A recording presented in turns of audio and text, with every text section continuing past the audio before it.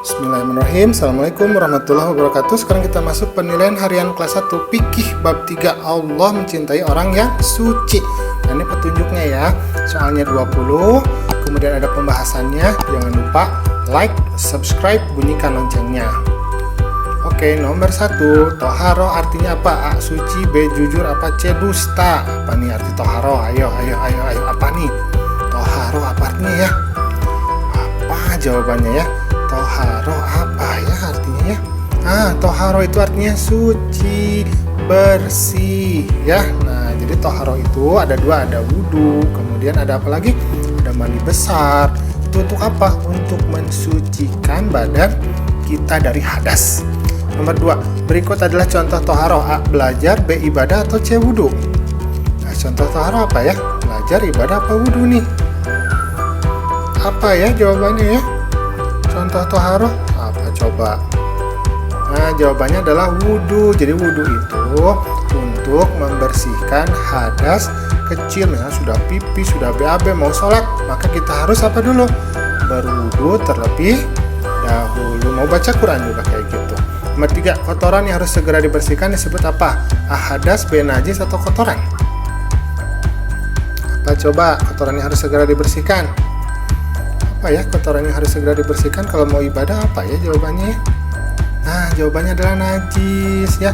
Najis ada 3, ada najis ringan, ada najis sedang, kemudian ada najis yang berat. Nah, itu harus kita bersihkan karena itu apa? Kotoran yang menempel. Nomor 4, berikut adalah contoh najis kecuali A. Kotoran burung, B. Tanah, atau C. Darah.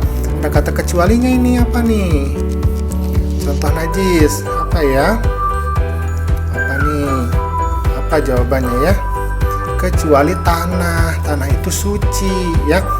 Apabila tanahnya tidak bercampur dengan kotoran, tentu saja tidak bercampur dengan najis, maka tanah itu suci, bisa digunakan untuk bertayamum tanah itu. Nomor 5, najis terbagi menjadi berapa? A. 2, B. 3, apa C. 4? Najis ada berapa coba? Ada 2, 3, atau 4? Ayo. Apa ya jawabannya ya? Najis ada berapa nih coba?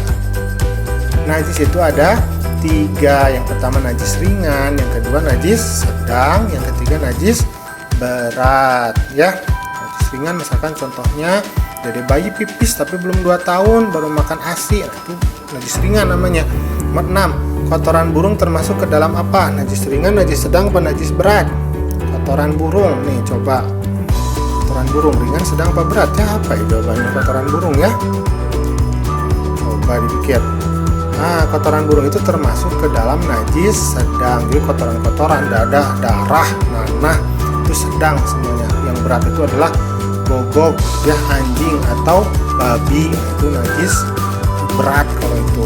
Nomor 7, apabila najis menempel pada pakaian kita, apa yang harus kita lakukan? Membuang pakaiannya, membiarkan saja, atau membersihkan najisnya? Coba nomor 7. Apa ya jawabannya ya? Kalau pakaian terkena najis, apa nih kira-kira yang harus kita lakukan? Ya, C. Membersihkan najis tersebut dengan air dan sabun. Kalau misalnya tidak ada sabun, boleh dengan air saja, tetapi lebih baik dengan sabun biar pakaiannya jadi bersih, jadi wangi, jadi harum. Nomor 8, pipis bayi 2 tahun yang belum makan selain ASI termasuk ke dalam najis apa? Yang berat, sedang, apa ringan? Coba. Pipis bayi laki-laki. Apa ya jawabannya ya? Coba. Termasuk ke dalam najis ringan. Jadi kalau pipis bayi anak laki-laki belum 2 tahun baru makan ASI aja, itu termasuk ke dalam ringan. Itu aja satu yang najis ringan itu. Lanjut, sekarang nomor 9, najis berat harus dibersihkan dengan cara mencuci dengan air sampai bersih, mencuci sampai air hilang, kemudian mencuci dengan air sebanyak 7 kali. Apa ya jawabannya ya? Nah, jawabannya kalau najis berat itu harus dicuci dengan air sebanyak 7 kali. Salah satunya harus menggunakan tanah. Jadi contohnya najis berat itu adalah jilatan anjing, kemudian babi. Nah, itu harus 7 kali. 10, yang termasuk ke dalam najis berat apa ya? Pipis bayi kurang dari 2 tahun, kotoran burung, atau air liur anjing? Apa ya jawabannya ya? Jawabannya adalah air liur anjing. Itu termasuk ke dalam najis berat bersama dengan babi ya. Jadi tidak boleh dekat-dekat kecuali memang sangat diperlukan. Jadi tidak boleh dekat-dekat dengan anjing ya. 11. Menghilangkan najis kecil dengan cara mandi besar, wudhu atau tayamum. Najis kecil setelah pipis, setelah BAB. Nah, apa ya jawabannya ya? Oke, jawabannya adalah wudhu ya. Jadi kalau misalkan hadas kecil dengan wudhu, kalau hadas besar dengan mandi besar. Itu jawabannya. Jadi B, wudhu. Nomor 12, menghilangkan hadas besar dengan cara A, mandi besar, B, wudhu, atau C, tayamum. Hadas besar, ayo. Yang besar-besar nih, apa nih? Ada kata kuncinya besar ya. Apa nih? Oh, jadi mandi besar. Jadi kalau hadas besar dengan mandi besar. Kalau hadas kecil dengan apa? Berwudu. Kalau tidak ada air, tayamum. Jadi jawabannya apa? Mandi besar. 13. Selepas buang air kecil maka kita harus apa? Beristighfar, beristinja, atau berlari? Selepas buang air kecil, apa jawabannya? Apa ya jawabannya ya selepas buang air kecil ya? Beristinja. Jadi selepas kita pipis, selepas kita BAB, kita harus beristinja. Istinja itu artinya membersihkan kotorannya atau membersihkan najisnya sampai bersih. Namanya istinja. 14. Cara istinja adalah membasuh bagian terkena dengan air, mengelap bagiannya dengan baju, atau mengeringkannya. Cara istinja. Apa ya jawabannya ya? Kita coba jawabannya. A. Membasuh bagian yang terkena najis dengan air. Jadi dibersihkan dengan air. Kalau misalnya tidak ada air, boleh dengan tisu, kayu, atau juga dengan batu ya. Kemudian 15. Istinja sebaiknya menggunakan apa? Kayu, tisu, atau air? A. Kayu, B. Tisu, atau C. Dengan air? Apa ya jawabannya ya? Coba. Istinja itu sebaiknya menggunakan air. Airnya harus air yang bersih. Tetapi kalau tidak ada air, boleh menggunakan alat-alat yang lainnya seperti kayu, batu, atau tisu. Tapi sebaiknya menggunakan air. 16. Istinja tidak boleh menggunakan kayu, batu, benda basah, dan licin. A. Kayu, B. Batu, atau C. Benda basah dan licin? Apa ya jawabannya ya? Coba dipikirkan baik-baik. Istinja tidak boleh menggunakan benda basah dan licin. Jadi kalau kayu atau batunya basah atau licin, nah ditakutkannya ada kuman penyakit di dalamnya, maka kita tidak boleh beristinja menggunakan benda basah dan licin. Sekarang nomor 17. Istinja harus menggunakan air yang apa? A. Suci, B. Manis, atau C. Air galon?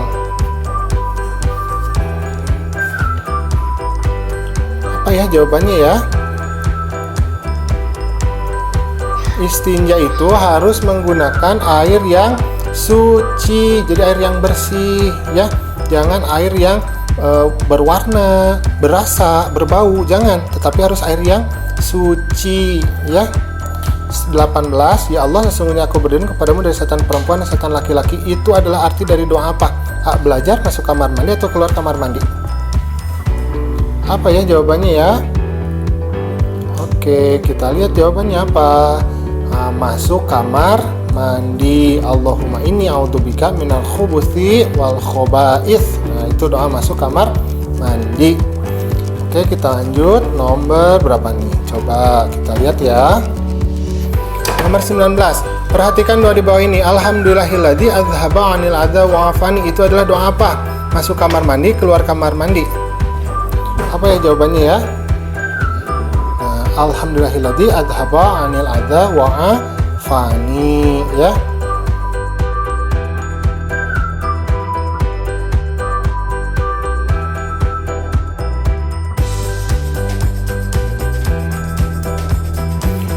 Nomor 20, nomor terakhir. Berikut adalah larangan saat berada di kamar mandi. A. Membaca majalah, B. Membaca Quran, atau mencuci tangan? Larangan saat berada di kamar mandi. Apa ya jawabannya ya? Nah, jawabannya adalah membaca Al-Quran. Jadi, ketika kita di kamar mandi, kita tidak boleh sambil membaca Al-Quran, ya. Jadi, jangan membawa Al-Quran, apalagi dibaca di kamar mandi. Jangan, ya, karena di situ ada najisnya. Alhamdulillah, sekarang aku menjadi tahu. Jangan lupa like, subscribe, ya. Assalamualaikum.